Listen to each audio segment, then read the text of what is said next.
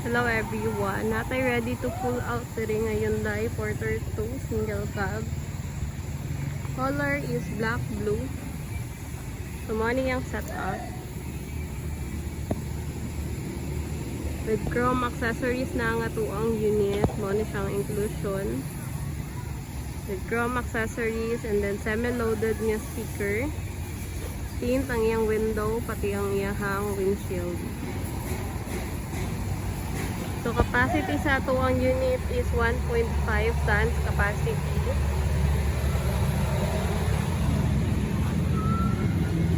Then ang length sa tuang cargo box is nasa mga 10.3 feet.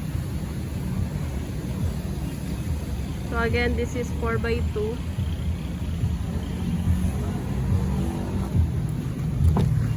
So mao ni ang interior sa tuang unit. So, brand new seat cover, black and blue yung combination.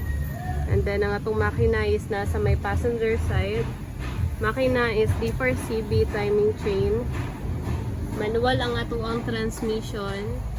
Functional po ang atuang stereo o ang atuang aircon. Patay aircon. Pati ang atong speaker is functional also. So, ang atuang unit is power window. So, either cooler turbo ato ang unit and then ang iyahang fuel type is diesel. So, kung na may pangutana about sa unit, sa mga specs, price, and inclusion, pwede ko ninyo i-message sa number na kung gibutang diri sa screen. Or pwede min ninyo bisitahon diri sa Maydarong Santa Cruz, Davao del Sur.